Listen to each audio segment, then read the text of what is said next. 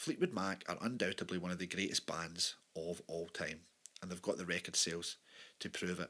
Now, I consider the classic lineup to be Lindsey Buckingham, Stevie Nicks, Christine McVie, John McVie, and of course Mick Fleetwood. But the band had been around for about 10 years before that classic lineup was formed. The core members are Mick Fleetwood and John McVie. Mick Fleetwood, John Mac, Fleetwood Mac.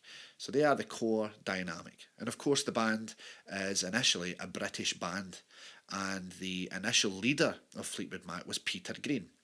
In fact, on early records, it was Peter Green's Fleetwood Mac. He's also one of the great blues guitar players, and he has a bit of a tragic story as well. An unsung hero in the minds of many guitar players, sort of forgotten blues legend. So check out the early Fleetwood Mac. But I also consider Lindsey Buckingham to be one of the great unsung guitar heroes and music producers and singers and songwriters. I think Lindsey Buckingham is a very special musician. And initially, Stevie and Lindsey, as many people will know, were a couple, and they released this album here, Buckingham Nicks, which is an incredible album that flopped upon its release. It done nothing. But Mick Fleetwood was looking for a new guitar player, and he happened to be in Sound City Studios, and he asked Keith Olsen, the producer, who produced the Buckingham Nicks record, to play him something recent. So he plays this record, and as the legend goes, he's blown away by Lindsey's guitar playing. So subsequently, he gets in touch and asks Lindsey if he would like to join Fleetwood Mac. But Lindsey says, I will join, but you have to bring my girlfriend with me. And that girlfriend was, of course, Stevie Nicks. Now, they already had a strong female presence in the band in Christine McVie, who had been in the band for a long time. In fact, she was married to John McVie, the bass player. Initially, she had the name Christine Perfect, that's her maiden name, and she was also releasing hits as far back as the group Chicken Shack. So you can imagine that maybe she would not be too enthralled by the idea of another female presence in the band. But she met Stevie, they got on like a house on fire, became lifelong friends, and so the classic lineup of Fleetwood Mac was formed. Now, when you listen to their first album, which is called The White Album by many people, self-titled, you can hear this new sound for Fleetwood Mac. If you listen to the previous records and you listen to this record, well, really what you're hearing is that Lindsey Buckingham, Stevie Nicks combination. That's really the sound, and you can hear that on their first solo outing. And so they brought that to the band, those amazing vocal harmonies, the songwriting, and the production, which as the band progressed in this new formation, would largely be the realm of Lindsey Buckingham. And that didn't always go down well with the rest of the band, and that's a bit of an understatement. So, they released the White Album, and the song Rhiannon starts to really get some radio play and bring a lot of attention to the band, which, although they'd been going for 10 years, they were sort of in dire need of a hit, and a newer and larger audience. And of course, now the band is a transatlantic band. It's no longer just a British band. And so this song, Rhiannon, takes off. And they are looking for a new radio mix. And they end up using a producer called Ken Calley. They're so happy with the work he does that they decide to employ him to come in and mix on their and be the engineer on their new album, which becomes one of the best-selling albums of all time, the classic Rumours. And the album Rumours is named because there was so much infighting in the band. As I mentioned, Lindsey and Stevie were a couple, as were John and Christine. But their relationships were all falling apart, or had fallen apart. And, you know, there were affairs going on between Mick and Stevie, and yeah, there were lots of rumours. And we are fortunate enough to have this amazing book written by Ken Calley about the experience of recording that album. and I would recommend this highly to anybody who's not only a fan of Fleetwood Mac, but just of the recording process. There's also a great story that runs through this particular book, and it sort of paints a picture of that time. And yeah, it kind of makes me jealous. I wish I could, go back to the 70s and record an album the way these guys did, but this is a great read, and it's very informative as to the process of how these songs came together. At this point, Lindsey is starting to feel very confident about his abilities to conduct the band, and he has a very strong vision. And you have to remember that Mick and John are not songwriters, and so they're sort of there to lend their. I mean, they're probably the best rhythm section ever in a popular band. But yeah, they need that direction, and Lindsey was more than happy to provide it. But when it came to his production on other members of the band's songs, that didn't always go down well. But eventually, they did all end up sort of going with Lindsey's direction because they recognised that he had such a strong talent. By the time they would get to their next album, Tusk, which we'll talk about in just a minute, the trust and the certainty about his direction was starting to show some wear and tear. Now, Rumours is just a perfect album in my mind. There's no tracks that you would want to skip. There's a wide variety in here. And, I just want to bring attention, since we're talking about Lindsey Buckingham, to a couple of tracks that are like classics. But what I want to talk about here is the simplicity of the way that Lindsey would play.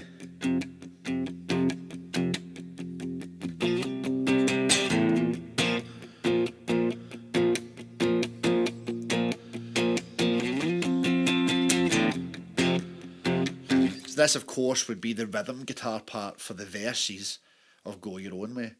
No fancy strumming patterns, none of the elegant finger picking that you hear on Buckingham Nicks. A simple guitar part played well.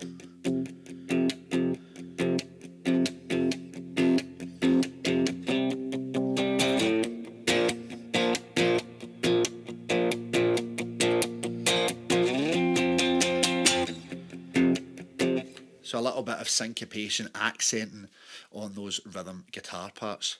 Now when it goes into the chorus,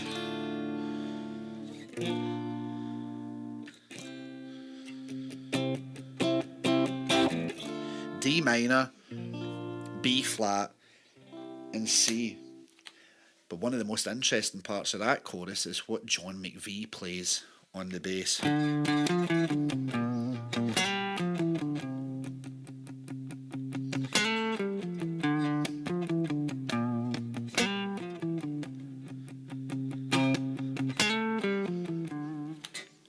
I could pick any John McVie bass line from pretty much anything he's ever played, and it's always perfect. And in the book, Ken often talks about how deliberate John McVie would be. Now, John was also a huge fan of drinking, and he tended to leave the studio early, but he would be the first guy there. And generally, when he would come in the morning after a couple of vodkas, he would be listening back to the bass lines that he'd recorded the previous day very critically. And during the recording of Rumours, the White Album was starting to rocket up the charts, again due to the success of Rhiannon. And as the looming presence of success started to, dominate, as well as the high from all the drugs, they started to really take seriously that, for this next album, they're going to have a much larger audience, and so it better be good. And so they start to become very critical of what they're playing, and John in particular was meticulously going over his bass lines, but, the result is more than worth it. Another final little detail, we could be talking for hours just about any track on this album, but about Lindsey's guitar playing on the famous The Chain.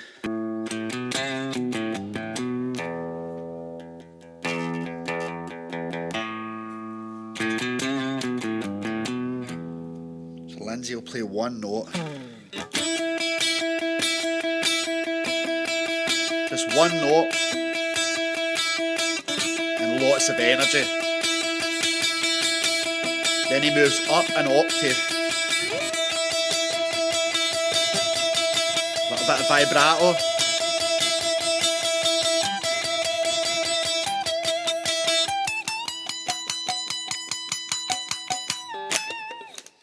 So he's not using lots of notes. He's not trying to dazzle with technique. He's really just trying to grab your attention with energy. And that's something that Lindsey's great at, and you can hear him doing on lots of tracks with Fleetwood Mac and also in his own solo material. I want to just mention briefly his flair for vocal harmonies. And let's look at the track Dreams.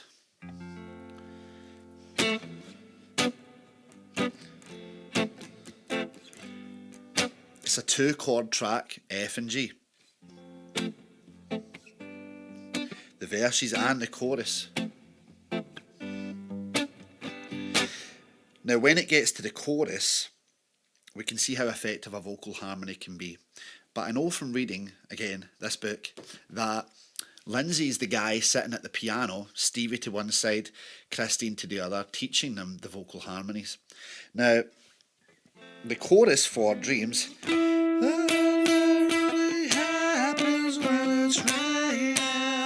that is the harmony that Stevie sings. And it's E, D and C. It's just 3 notes.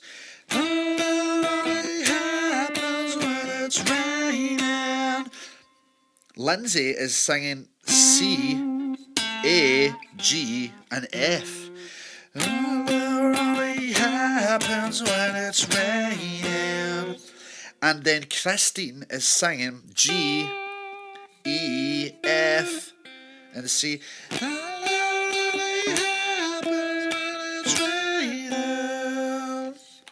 And if you put all of those together, a very interesting thing happens.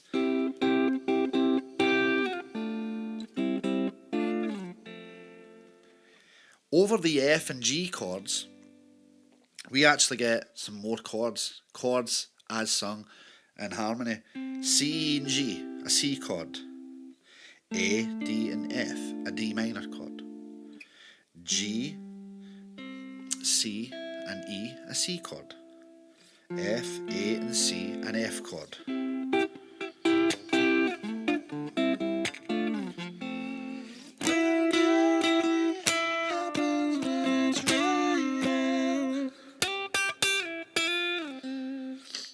So the combination of all these little harmonies and the basic chords underneath give you a much richer, denser sense that the chorus is a different section than the verses. But again, if you listen to the rhythm, basic rhythm track and foundation, it's the same as the verses. Now, we're starting to touch on Lindsey's flair for production, which really comes into its own with the next album, Tusk. Now, the record company wanted them to follow up with another Rumours, but by this point, they were so in their own little worlds, chemically induced and otherwise, that was the last thing on their mind. They wanted to create an artistic statement, and they did so with this album. It's definitely not as accessible as Rumours, but it's got some amazing songs on there. And one of the things to remember about Fleetwood Mac is that Lindsey writes his own songs, Stevie writes her own songs, and Christine writes her own songs. So you've got 3 songwriters in the band. The only song that's actually credited with Mick and John as well is The Chain, funnily enough, from Rumours, where they all had a songwriting credit. But in general, you've got 3 different songwriters, and on this album in particular, you can hear that Lindsey's own music is really moving in a different direction, a raw, rougher, more experimental direction. And there's definitely an element of punk in there. He cuts the long hair off, and he was going for a different image. And if the books are anything to go by, you can actually find there's a sequel by Ken Calais, and Hernan Rojas, who was a recording engineer on these sessions. You know, the youthful excitement and wide-eyed wonder about the future from this particular album. By the time we get to Tusk, we have people who are much more independent and have their own ideas about their own careers, and yeah, conflicting ideas about what the band would like. And Lindsey becomes its de facto leader and is moving in a direction that everyone isn't necessarily always happy about. You know, he wants to play simpler bass lines, and John's not used to somebody saying, play this, don't play that. But they want to trust him and believe in his process, such as the infectious nature of his enthusiasm. But I know the members of the band have mixed reviews about their experience both recording this and then with the end product, but Lindsey feels like this is perhaps his greatest work. And it's worth pointing out then on the subject of production that although all three of those writers wrote their own distinctive songs and their own distinctive style, ultimately Lindsey is the guy who would produce them and get them over the line. So a lot of the arrangements and the instrumentation really is Lindsey Buckingham's magic that he's giving, and I don't think that any of that was lost on any of them. They might have been upset about the direction he was moving in, they might have felt conflict, but ultimately when it came to him making their music sound better, they knew the importance of Lindsey in that band.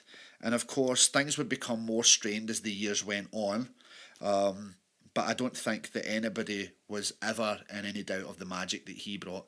And I wondered about that myself, but there are moments that you read about in this book where it's very clear that they did hold him in high regard, even though they thought he was a bloody nuisance. So anyway, this is a great album. Very experimental in terms of its production. Some of the tracks you can listen to it and you've got like the bass panned hard left and like the drums panned hard right, and it's just like weird production choices. The guitars on Lindsey's tracks don't really sound like guitars. They're super distorted and very bassy and just not what you would probably choose. In fact, there's stories in Get Tusked where Ken Callie says that he would have a great guitar sound and Lindsey would be like, turn all the knobs to the left, you know, like just completely ruin this beautiful sound and give me the most harsh kind of sound. But this is an artist wanting to experiment and find new things, and by trying to replicate the success of Rumours and the style of Rumours, he would just have got more of the same. But there is definitely a moment in Get Tusked where King Callie reflects on the fact that he was ready for them to expand on that style, and it was like we're starting from the beginning again, going in a whole other direction. But yeah, the production in this album is amazing. I would definitely listen to it, and think not only of Lindsey Buckingham as the guitar player, songwriter, and occasional songwriter. They sort of split the songwriting up three ways in terms of the amount of tracks each. But a song like That's All for Everyone, if you listen to a band like Tame Impala, now it's like I can hear a through line back to that track.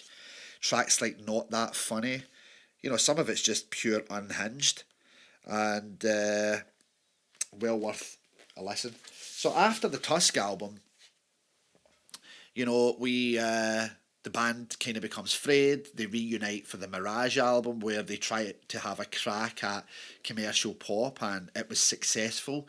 And but the band felt like they'd sort of sold out a little bit. Now Lindsey's off making his solo records. So is Stevie. She becomes more successful, and I think that pisses Lindsey Buckingham off a little bit. He makes some great records. His second record, Go Insane, is incredible and very experimental, but this layered production and the usage of synthesizers and electronic drums, and he really is a pioneer of that stuff, and that all seems to come to fruition on this classic album here, which you can see I actually have a print of because I love the cover artwork. And yeah, this album, Tango in the Night, is not as perfect an album in my ears as Rumours, but there are moments on here that are like just the prototype for pop music going forward, really. And you can hear the influence of this album on in modern music right now. It's tracks like Big Love, Seven Wonders, Everywhere, and these are the classics that we know. But tracks on here like Tango in the Night, the production on that is wild. The percussive elements, if you listen to it with good headphones, and just the atmosphere that Lindsey's creating, and how unconventional it is, it's just incredible. And it's worth noting that these tracks were largely written by Lindsey for an upcoming solo album. And they talked him into donating that music, if you will, for this album. And that doesn't mean that the band didn't have input, because certainly some of the tracks were rewritten. Interestingly, Stevie, who was sort of, by her own admission, out of her mind at this time, was only around for a couple of weeks for the recording of this album. On Big Love, quite famously, when you hear her backing vocals, well, that's not her backing vocals. It's Lindsey with his voice pitched up to try and emulate the sound of her voice. Another little interesting nugget, which I only noticed in the past couple of years, having listened to this all my life, literally, the Seven Wonders track, in the outro, one of the very last thing that she sings, if you listen, it's like a mishmash chopped up lyric. You can hear that Lindsey has tried to combine a couple of different vocal takes to get a legible sentence out of her. But yeah, it's a classic track, and when she's on, she's on. But this is very much a Lindsey Buckingham solo album in many ways. The production, the vibe, and it's just it stands apart for me. Again, not a perfect album. I think there are some moments on here that are a little bit, it's very much hit and miss, but when it hits, by God, it hits. And after this, the relationship between Lindsey and the band was never really the same. He didn't tour that album, and it's interesting that any time they replaced him, they would always replace him with two people. So it's not easy to play guitar like Lindsey and sing like Lindsey. And for me, he will always be one of my favourite guitar players, songwriters, and producers. But I would urge you to go back. I think that if you take the albums that we looked at today, the Buckingham Nicks album, and you listen to how that sound, in its embryonic form becomes the Fleetwood Mac White album, and then you listen how they refine that on Rumours and create this perfect album, and then you can hear on Tusk, if you think of it from Lindsey's perspective, which largely that album is coming from his direction, you can hear this fractured, it's a mishmash of different ideas that don't necessarily work together, and yet somehow he makes them form this cohesive whole that we call Tusk. And then you can hear this kind of siding with the record label when they create Mirage, and then Tango in the Night, as much as it was sort of stolen from him as a solo album, is just a classic palette, really, that bands going forward would reference. Some of them would admit it, others wouldn't, but it's just one of those albums. Again, John McVie's playing on the album's incredible. Christine McVie's contributions, her songs like Everywhere, the synth sounds, mixed drumming, it's all there, and it's fantastic. So yeah, big shout out to Lindsey Buckingham. I had a ticket to go and see him once, and then he cancelled, playing the Oran Mor, 500 capacity venue in Glasgow. Laterally, I did get to see Stevie Nicks in a sold out Hydro in Glasgow with thousands and thousands of people, and it just goes to show you that Stevie might be the most famous member of that lineup, but for me, Lindsey was definitely the most talented in terms of his contributions with his songwriting and production, and of course his vocals. So if you also love Fleetwood Mac and Lindsey Buckingham, or if you think there are any interesting things that I've missed, please comment below. And I also urge you to read these two books, especially the Rumours, one by Ken Calley. Fascinating character, incredible producer, and even if you're not a huge Fleetwood Mac, you could learn a lot from these books about your own recording process. Thanks for tuning in.